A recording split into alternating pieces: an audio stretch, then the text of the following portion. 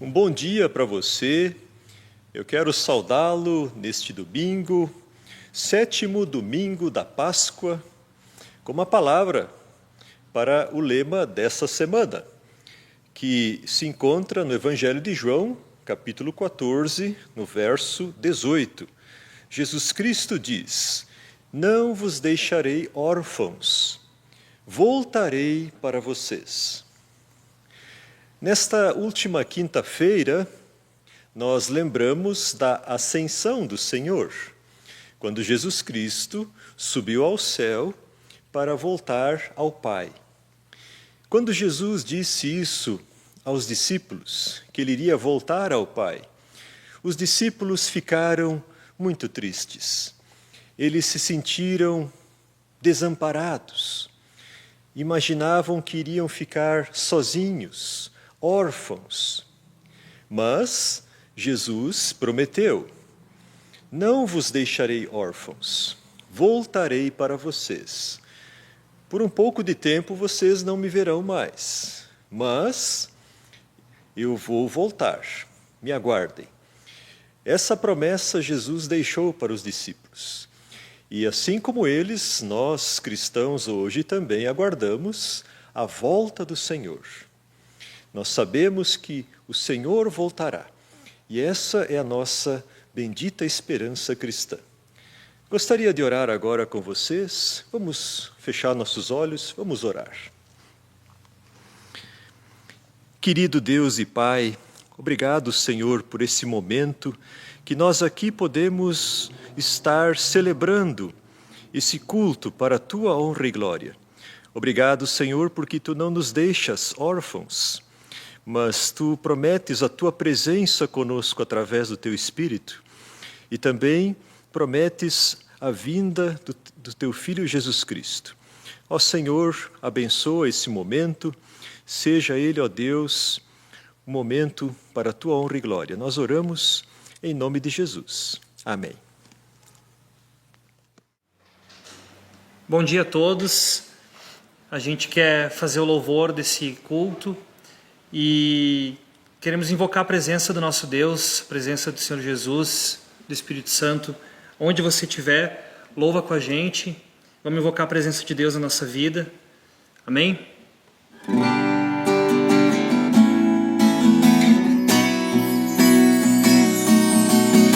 Só pra te adorar e fazer teu nome grande e te dar o louvor que é devido.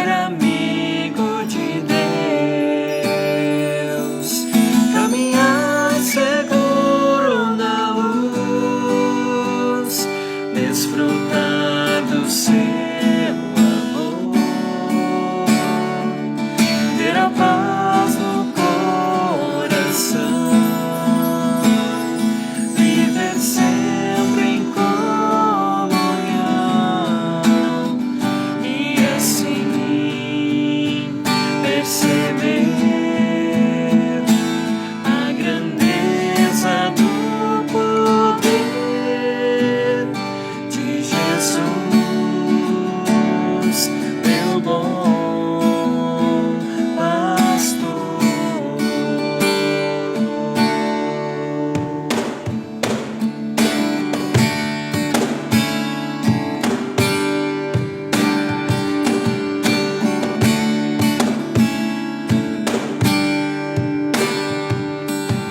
Não existe nada melhor do que ser amigo de Deus,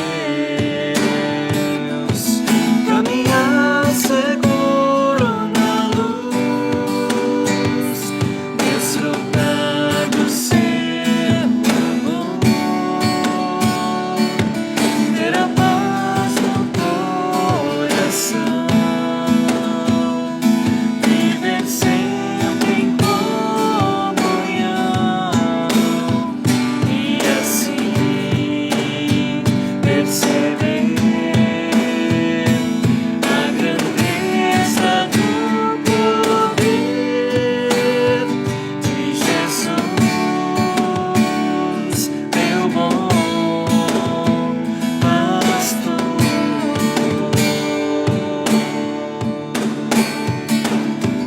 Ter a paz no coração, viver sempre em comunhão e assim perceber a grandeza do poder de Jesus, meu bom pastor.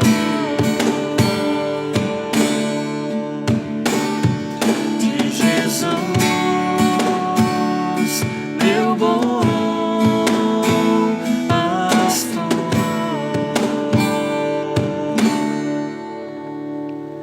Obrigado, Senhor Deus, porque podemos ter a Ti como também um amigo, como um amigo íntimo, um amigo próximo. Obrigado, Senhor, porque podemos sempre contar contigo em toda e qualquer situação e também contar com essa intimidade que a gente consegue através da Tua palavra, de oração, Senhor, de vida, de fé, Senhor. Nos ajuda, Deus querido, para que cada vez possamos ser mais parecidos contigo, Jesus, de tanto andar próximos de Ti, Senhor. Que possamos também ser vistos pelos outros como Teus amigos, como pessoas que andam de fato lado a lado contigo, Jesus.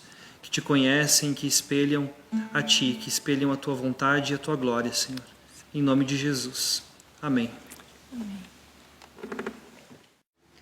Como de costume, quando a gente tem cultos presenciais, a gente sempre canta uma música para levantar a oferta. Então, nessa próxima música, a gente vai disponibilizar os dados bancários da comunidade. Caso você queira dar alguma oferta, caso queira fazer alguma contribuição, pode fazer através dos dados bancários, mas também quero te lembrar que a secretaria está aberta e funcionando de segunda a sábado, no período da tarde. A gente também está aceitando doações de alimentos para cesta básica e roupas. Também, se você precisa de alguma coisa, nos procure. Como comunidade, a gente quer também te servir nesse momento de pandemia, nesse momento em que algumas pessoas passam por bastante necessidade. Então, queremos também contar com vocês, mas também contem conosco, com a comunidade. Então, nessa próxima música, nós vamos levantar a oferta de maneira simbólica.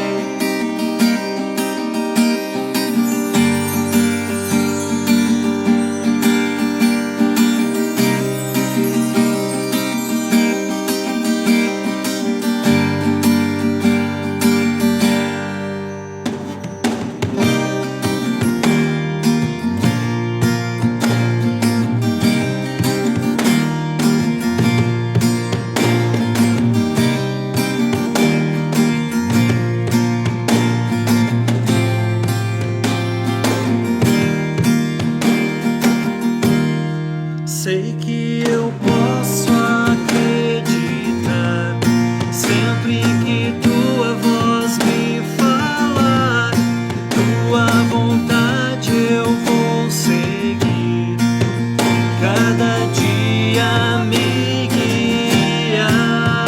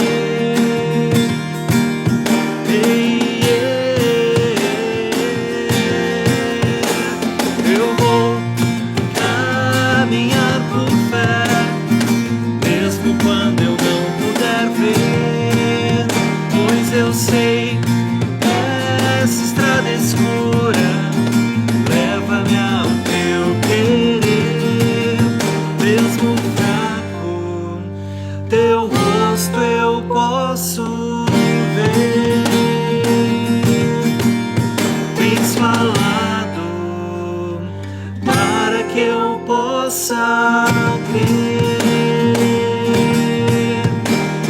Eu vou caminhar por fé, mesmo quando eu não puder ver, pois eu sei, essa estrada escura leva-me ao teu querer. Eu vou caminhar por fé, mesmo quando eu não puder ver, pois eu sei, essa estrada escura leva-me ao teu querer. Aleluia, aleluia, aleluia,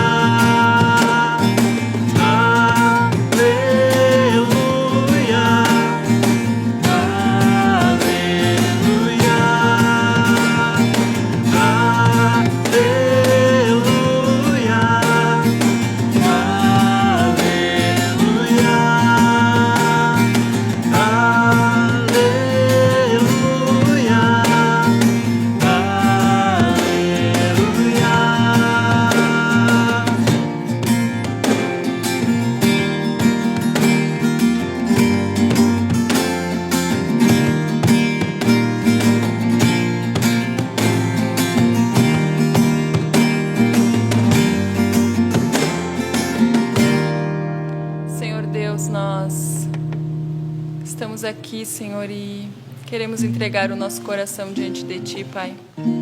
Nós sabemos que neste momento nós podemos estar enfrentando problemas, ó Senhor. Nós sabemos, Senhor, que neste momento mais do que nunca nós temos que caminhar por fé, ó Pai. Nós sabemos, Senhor, que é difícil, Senhor, não saber o que enxergar, Senhor Deus, adiante, Pai. Mas o que nós temos certeza e nós podemos confiar, Senhor, é que Tu estás caminhando conosco, Tu estás do nosso lado, Senhor. Tu muitas vezes está nos carregando, Senhor. E por isso, ó Pai, não deixa o nosso coração se afastar de Ti, Senhor Deus. Não deixa a nossa vida se afastar de Ti, ó Pai. Mas que Tu, ó Senhor, nos segure, Senhor Deus. Que Tu conforte, console os nossos corações, Senhor. E que a gente possa, Senhor Deus, confiar na Tua infinita fidelidade, Senhor Deus, na Tua infinita misericórdia, Senhor Deus, no Teu grande amor por cada um de nós. E que possamos, ó Deus, caminhar por fé a cada novo dia, Senhor Deus, a cada novo momento, Pai. Em nome de Jesus. Amém. A você que nos assiste, a graça e a paz do Senhor sejam contigo. Eu espero que você esteja bem, assim como a sua família, se protegendo desse inimigo que assola o mundo. Nós cristãos também estamos sujeitos a doenças, perigos, por isso nós precisamos nos cuidar. Nesse momento, a nossa casa é o lugar mais seguro. Mas o mais seguro mesmo é você poder estar nas mãos de Deus, ser protegido e guardado por Deus de todo o mal. É bom saber que nós não estamos sozinhos. Deus está conosco. É muito bom poder ter tempo para poder falar com Deus, para poder meditar na palavra de Deus, sem pressa, a cada dia.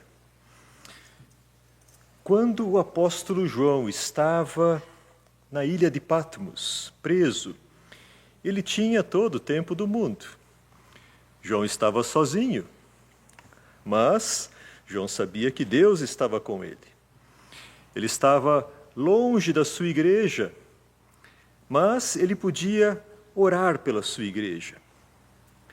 João não podia pregar na igreja, mas João podia ter um momento de devocional particular. E foi assim em um domingo, dia do Senhor, que Jesus veio ao encontro de João, para lhe trazer novas revelações extraordinárias, surpreendentes. Jesus disse para João que João deveria escrever as coisas que ele iria ver e ouvir. Essas revelações seriam escritas no livro de Apocalipse. A primeira parte deste livro seria dedicada especialmente às igrejas, com as cartas às 7 igrejas. As cartas às 7 igrejas foram escritas para igrejas que existiam na época do apóstolo João, mas são também para as igrejas cristãs hoje. São cartas que trazem consolo e esperança para os cristãos em tempos de crise. A primeira igreja que nós já estudamos foi a igreja de Éfeso, que representa a igreja da era apostólica.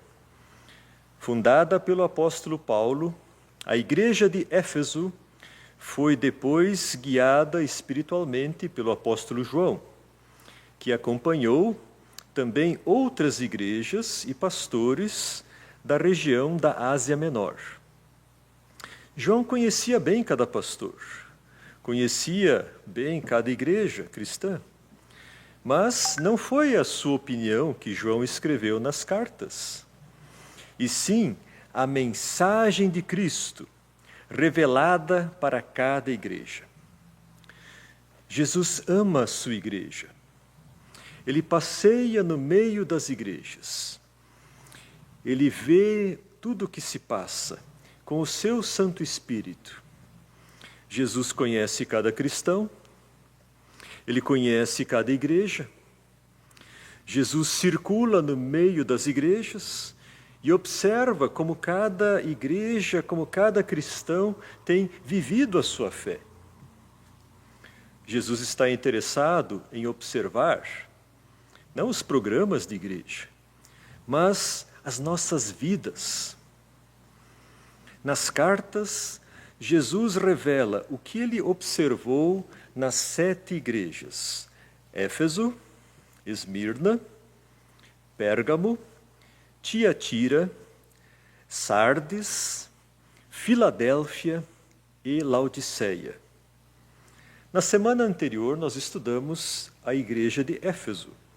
Hoje nós vamos estudar a igreja de Esmirna. Esmirna era uma bela cidade que ficava localizada em uma baía às margens do mar Egeu, no oeste da atual Turquia. Esmirna, até hoje, é um próspero centro comercial. Com o seu porto, comercializa mercadorias de vários lugares. O nome Esmirna significa mirra, amargura. Era uma planta medicinal do Oriente usada no sepultamento de pessoas falecidas. O Evangelho deve ter chegado até Esmirna através de cristãos vindos de Éfeso, visto que as duas cidades elas tinham muito intercâmbio comercial. A cidade de Esmirna ficava a 64 quilômetros ao norte de Éfeso. Era o caminho de um dia. A igreja de Esmirna era uma das igrejas que o apóstolo João visitava e acompanhava também. João conhecia bem o pastor da igreja de Esmirna, com quem ele se hospedava quando ele visitava a cidade. O pastor mais importante da igreja de Esmirna se chamava Policarpo, que foi discípulo de João desde jovem e idoso sofreu o martírio. Se Éfeso representa a igreja apostólica, Esmirna representa a igreja dos mártires, na era das perseguições. Éfeso hoje são ruínas. A igreja da era apostólica desapareceu completamente. Mas Esmirna, atualmente, é a terceira maior cidade da Turquia, chamada Izmir pelos turcos. E lá, ainda hoje, apesar das perseguições e opressão islâmica, ainda hoje existem igrejas e cristãos gregos e armênios, além de uma sinagoga judaica.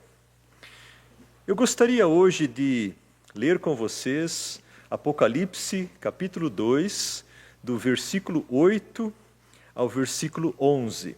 Se você tem a sua Bíblia, eu o convido a abrir Apocalipse, capítulo 2, versículo 8 a 11, na carta à igreja de Esmirna, que nós vamos estudar hoje. Ali diz: Ao anjo da igreja em Esmirna escreve: Essas coisas diz o primeiro e último, que esteve morto e tornou a viver. Conheço a tua tribulação, a tua pobreza, mas tu és rico, e a blasfêmia dos que a si mesmos se declaram judeus e não são, sendo antes sinagoga de Satanás. Não temas as coisas que tens de sofrer. Eis que o diabo está para lançar em prisão alguns dentre vós, para ser dispostos à prova, e tereis tribulação de 10 dias. Sê fiel até a morte, e dar-te-ei a coroa da vida. Quem tem ouvidos, ouça o que o Espírito diz às igrejas. O vencedor, de nenhum modo, sofrerá dano da segunda morte. Até aqui, a palavra. Como nós mencionamos anteriormente, a palavra grega angelos, anjo, significa mensageiro e se refere aqui aos pastores que transmitem a mensagem de Cristo às igrejas. Embora alguns comentaristas interpretam como anjos do céu, fato é que as cartas em Apocalipse foram escritas não para os anjos do céu, mas para as igrejas na terra. João escreve aos pastores das igrejas as mensagens que Cristo quer que sejam transmitidas, anunciadas, repassadas para cada igreja cristã. As mensagens às igrejas não são fruto da opinião do apóstolo João, nem dos pastores, mas são mensagens do Senhor Jesus Cristo para as suas igrejas. São palavra de Deus. Jesus aqui se identifica como o primeiro e o último, o que esteve morto e tornou a viver. Não há nenhum outro no céu ou na terra que possa se identificar dessa maneira. Somente Jesus Cristo, aquele que esteve morto na cruz e foi sepultado, mas tornou a viver no terceiro dia, ressuscitou dos mortos. Jesus cumpriu a sua missão na terra de anunciar a vinda do reino de Deus. Jesus operou muitos sinais entre o povo para mostrar o poder do reino que estava por vir. Mas como as autoridades judaicas e romanas não queriam aceitar isso, Jesus foi preso e foi morto na cruz. O primeiro mártir da fé cristã foi o próprio Cristo. Jesus foi o primeiro a ser morto pela sua fé e o primeiro a ressuscitar dos mortos e a subir ao céu, assentando à direita de Deus, para em tudo ter a primazia como Filho de Deus. Estevão foi o segundo a ser morto pela sua fé. Depois foi morto o apóstolo Tiago. Depois os demais apóstolos foram mortos como mártires, exceto o apóstolo João, que Jesus disse que deveria permanecer até a sua volta, quando o Senhor então veio a João na ilha de Patmos, dando a João as últimas revelações divinas. Jesus é o primeiro e o último, o alfa e o ômega, o princípio e o fim. Jesus deu início à sua igreja e ao final do tempo da graça, Jesus virá buscar a sua igreja, que então será ressuscitada, a primeira ressurreição dos mortos, as primícias. Jesus disse à igreja de Esmirna: conheço a tua tribulação, a tua pobreza, mas tu és rico.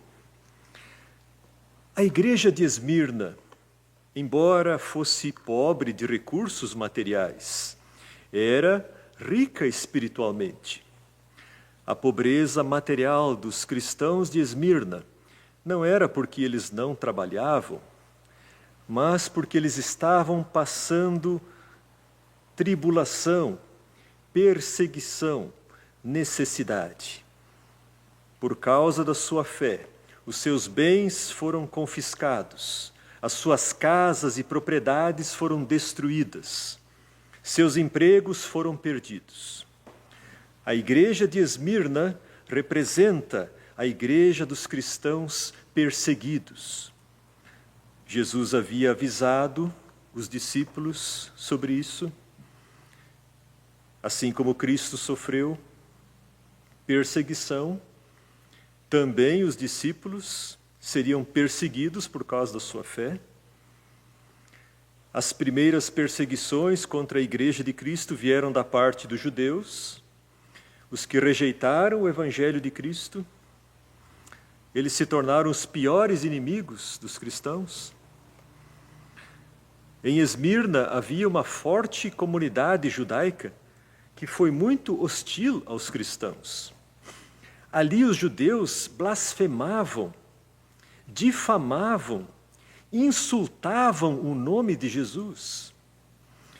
Os judeus diziam que Jesus era um feiticeiro, um falso Messias, que a sua mãe era uma prostituta, que os escritos cristãos deveriam ser queimados.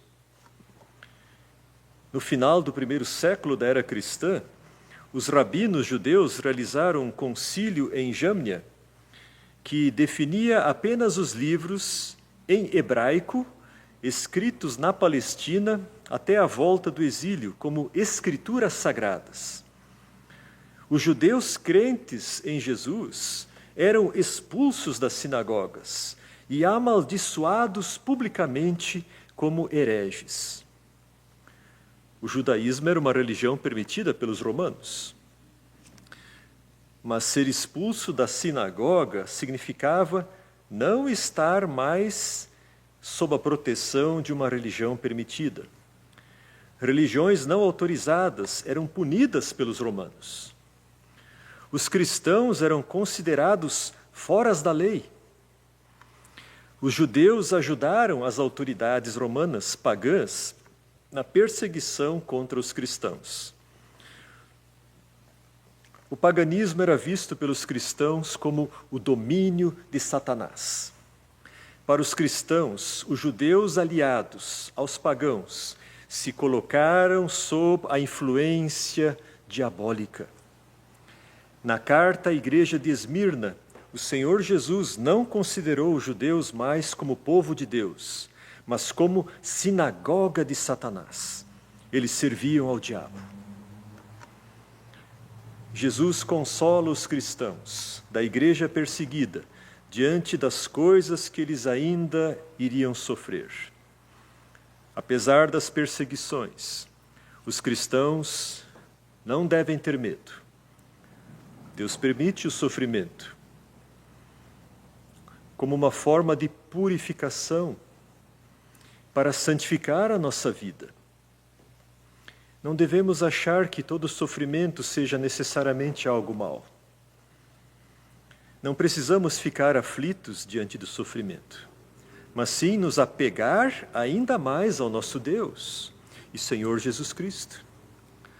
Jesus também sofreu em nosso favor, até a morte e morte de cruz. Mas Jesus, ao final, triunfou, vencendo por nós o pecado, a morte e o diabo. A ressurreição foi o triunfo do crucificado. Satanás, o inimigo espiritual, foi derrotado. O diabo sempre foi o grande inimigo de Cristo e da igreja de Cristo. e sempre esteve por trás das perseguições às igrejas. O diabo sempre quis silenciar as igrejas cristãs. Esse inimigo invisível está por trás de toda a maldade, toda a hostilidade contra os cristãos. Jesus avisa a igreja de Esmirna que o diabo vai mover perseguição aos cristãos e alguns serão presos para serem postos à prova e terão a tribulação, serão atribulados por 10 dias.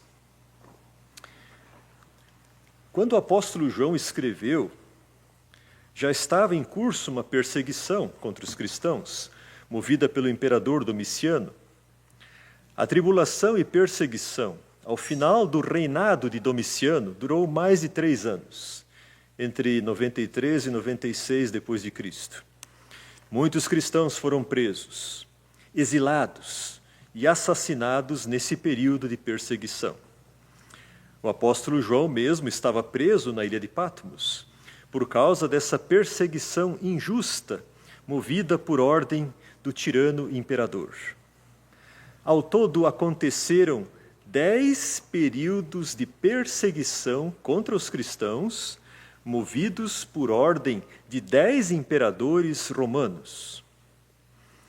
O primeiro imperador a perseguir os cristãos foi Nero. Ele começou a persegui-los depois do incêndio de Roma, no ano 64 depois de Cristo. Nero injustamente culpou os cristãos. Ele precisava de um bode expiatório para aquela tragédia.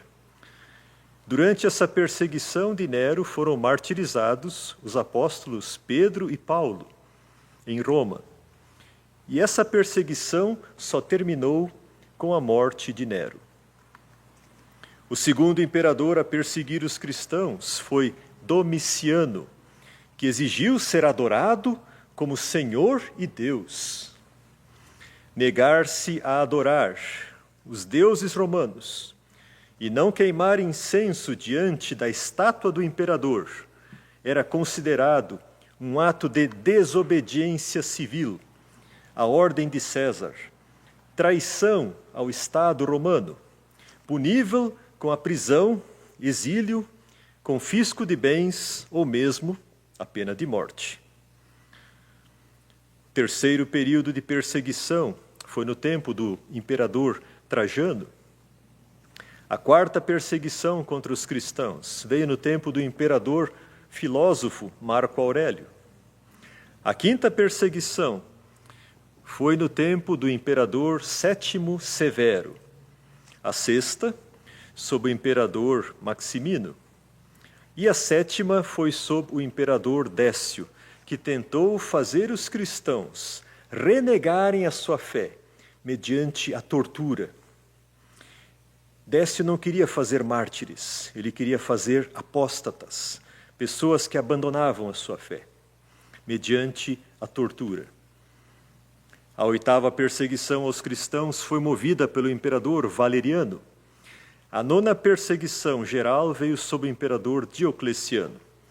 E a 10ª e última fase de perseguição aos cristãos ocorreu sob o ambicioso imperador Galério e terminou antes da sua morte, em 311 depois de Cristo. Os 10 dias que Jesus profetizou na carta à igreja de Esmirna, segundo estudiosos, podem significar esses 10 períodos de perseguição contra a igreja cristã no Império Romano. Porém, para os cristãos, Satanás era quem estava por trás desses imperadores romanos. Era o império de Satanás contra a igreja de Cristo, o império das trevas contra o reino da luz. Quanto mais a igreja crescia, mais o império contra-atacava com violência. O diabo queria destruir a igreja, perseguindo, prendendo, torturando e assassinando os cristãos. Mas o diabo fracassou na sua tentativa de destruir a igreja de Cristo. Quanto mais cristãos eram mortos por sua fé, martirizados no Coliseu romano, cercados por leões, ou nos estádios gregos, mais e mais pagãos se interessavam em conhecer essa fé tão sincera e destemida. E muitos perseguidores de cristãos acabaram por se converter a Cristo.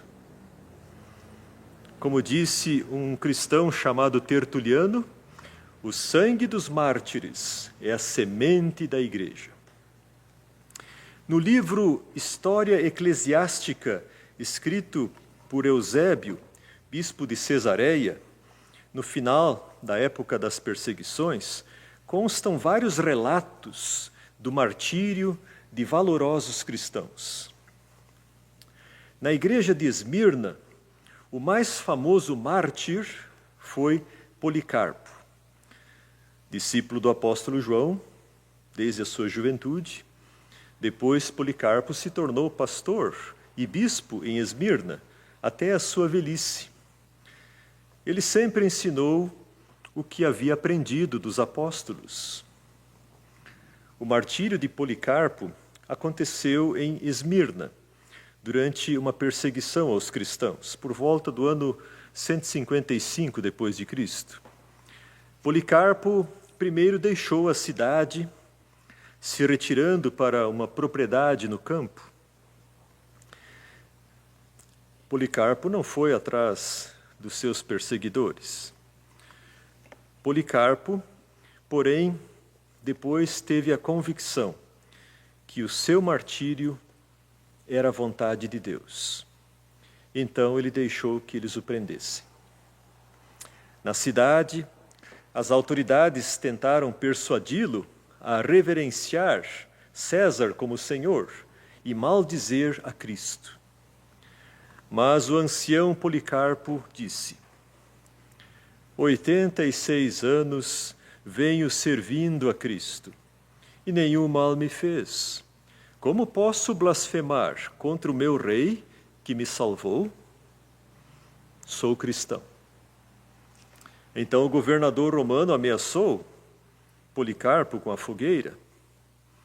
Mas Policarpo lhe respondeu: me ameaças com fogo, que arde algum tempo, mas depois se apaga?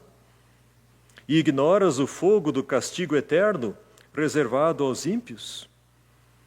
Mas por que tardas? Então prepararam a fogueira. Mas antes de morrer, Policarpo orou em voz alta: Pai, do teu amado e bendito Filho, Jesus Cristo, por quem recebemos o conhecimento acerca de ti, eu te bendigo, porque me julgaste digno deste dia e dessa hora, para ter parte entre o número dos mártires, no cálice de Cristo, para a ressurreição na vida eterna. A firmeza de Policarpo na fé se tornou um exemplo para todos os cristãos. O cristão não deve procurar a morte, nem se expor desnecessariamente ao perigo. Deus não tem prazer na morte de ninguém. O diabo é que gosta disso. Cristãos mortos não louvam a Cristo, nem evangelizam os descrentes. O cristão verdadeiro não busca a morte, mas a vida. Jesus disse: eu vim para que vocês tenham vida, vida em abundância. Nós cristãos não devemos buscar a morte, mas também não precisamos temer a morte, pois a morte não é o fim. Nós temos a esperança da ressurreição e da vida eterna. Assim como Jesus morreu e ressuscitou, subiu ao céu e está sentado à direita do Pai, hoje e sempre. A promessa consoladora do Senhor Jesus aos cristãos é: sê fiel até a morte e dar-te-ei a coroa da vida. Como é consolador saber, mesmo na perseguição e na tribulação, que o Senhor Jesus tem a primeira e a última palavra em tudo o que acontece na história. O Senhor determinou também os dias da nossa vida. Nada pode impedir que se cumpram os seus propósitos e promessas a nós destinados. Isso tranquiliza o nosso coração. Só o Senhor Jesus, mais ninguém, determina a duração da nossa vida aqui.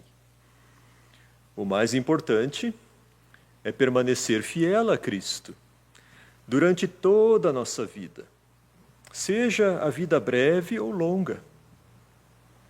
Porque na vinda do Senhor Jesus Cristo, em glória, nós ressuscitaremos e com Cristo reinaremos. O rei usa a coroa. Essa é a nossa gloriosa esperança, nosso prêmio, a coroa da vida eterna. As perseguições no Império Romano passaram, mas ainda hoje, em pleno século XXI, cerca de 200 milhões de cristãos sofrem perseguição em países do Oriente Médio, do Norte da África, da Ásia, onde o cristianismo é uma religião minoritária.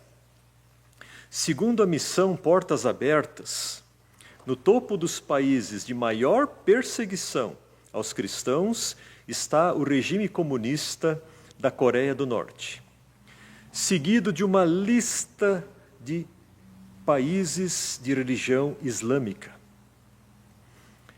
Na África, populações cristãs são alvo da militância islâmica violenta, radical.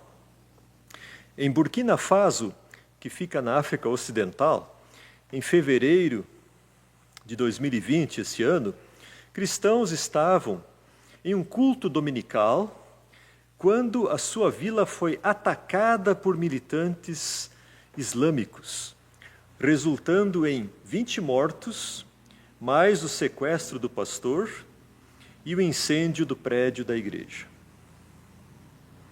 Essas situações têm acontecido. Cristãos têm sido atacados, igrejas têm sido atacadas. As guerras são ainda piores. Os 9 anos de guerra civil na Síria e o longo tempo de conflito no Iraque continuam a devastar as comunidades cristãs locais.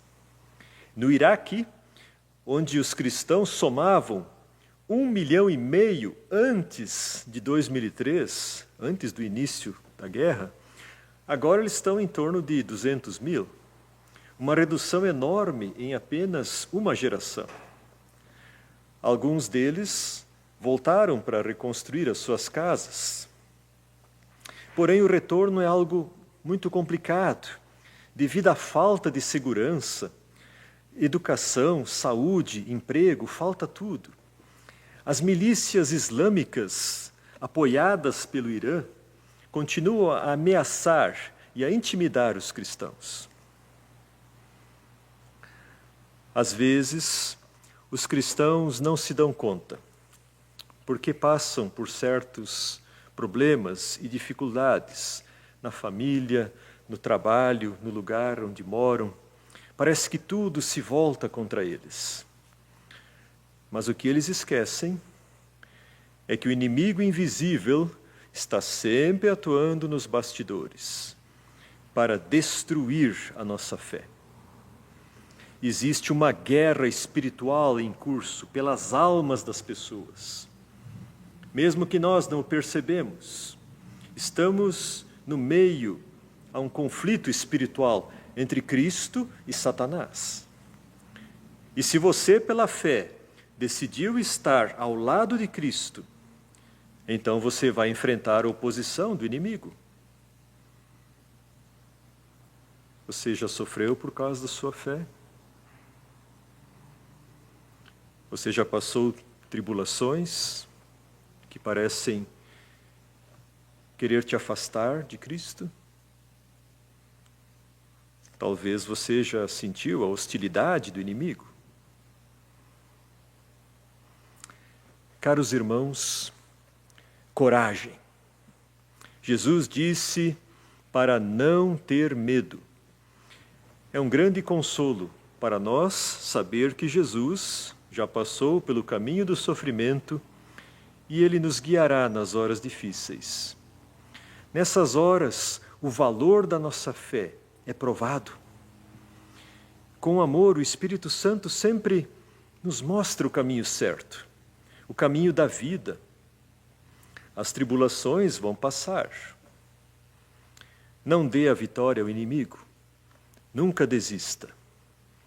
Em Mateus capítulo 10, verso 28, Jesus disse: Não temais os que matam o corpo e não podem matar a alma.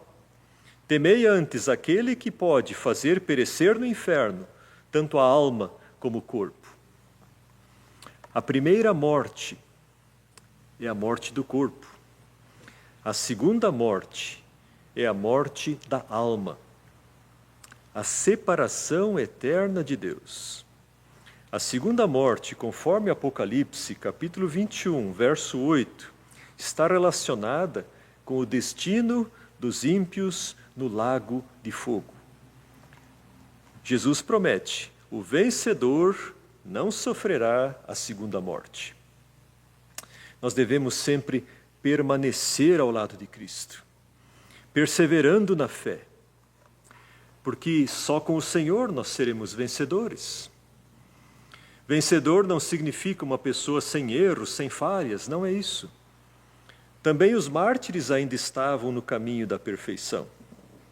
Ser vencedor significa permanecer ao lado de Cristo, mesmo que isso nos custe a própria vida. Quando o Senhor voltar, em poder e glória, os reinos deste mundo serão substituídos pelo reino de Deus, e os vencedores reinarão com o Senhor. Abençoados são aqueles que desde agora pertencem ao Senhor Jesus e não se afastam de Deus na hora da provação, pois com Cristo a vitória é nossa. Amém.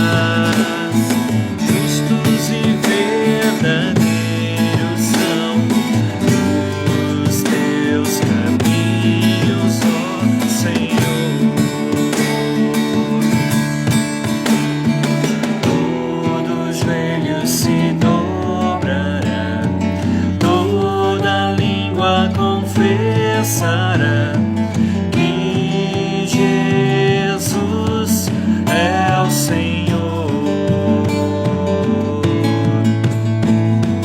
Todos vejam se dobrará, toda língua confessará que Jesus é o Senhor. Quem não temerá, quem não glorificará teu nome, Senhor. As nações adorarão, reinos se prostrarão a ti, Senhor.